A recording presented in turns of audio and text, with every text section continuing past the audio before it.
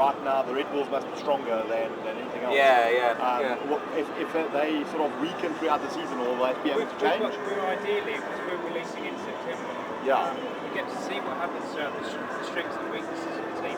If we were launching right at the start of the season, we were more inclined to do the DLC because we'd be guessing at team performance. For example, take last year when Braun did amazingly well. Every developer would just get that completely wrong. You know, you couldn't know that Braun were amazing if you launched at the start of the season. Probably want to do DLC. But because we're coming out in September, next year, so you get another full year of dev cycle. You can see the strengths and weaknesses of the car. So for example, very recently what we've done for the McLaren is they've got the F-Cups, and whilst this is a playable controllable thing, what we've done is improve the aero on the car, so they've got less drag. So when I'm racing at something like Monza or a Spa, and I'm on a low drag car, I'm more inclined to play, and I'm sure people will find this annoying player at the time, is you drive with the McLaren, because it's got a superior aero. Red Bull and the other tracks, so we get to see those things. Well, no, what I'm looking at is just, I mean, I don't know if you can do it yet, I'm just curious. If you look at FIFA, for example, you can download the latest, this week's match stats and stuff. It affects the players.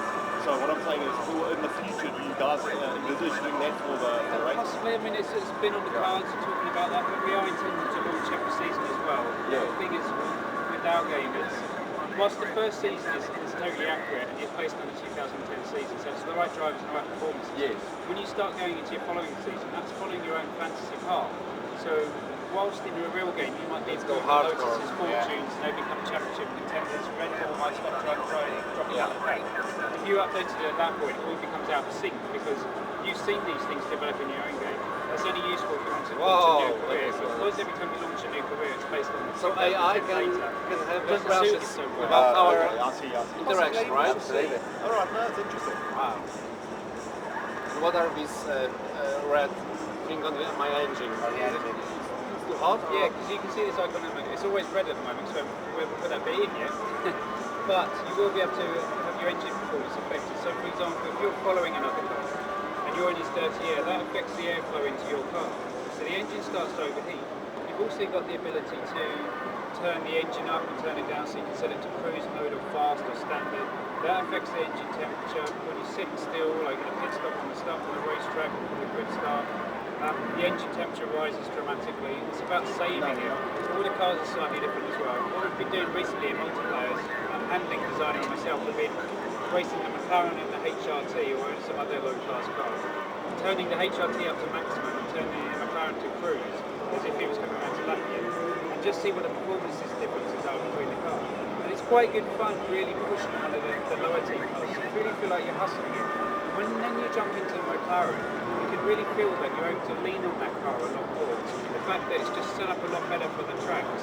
You get quicker time out of it, whereas in the HRT you just feel like it's a full-term workout. Wow! So without any driving assist, if I hit a car, I can get spun? Absolutely, you can get spin, yeah. We do some interesting things with the driving aids as well. For example, most racing games have got traction control systems to stop your wheels spinning up.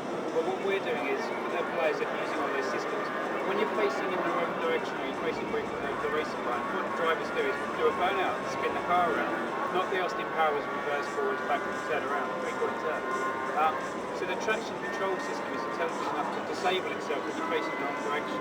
You can just do a burnout, spin the car around, it re-engages and then pull away again. So for the players who drive all the driving systems, they still feel as though they're not getting caught up in anything.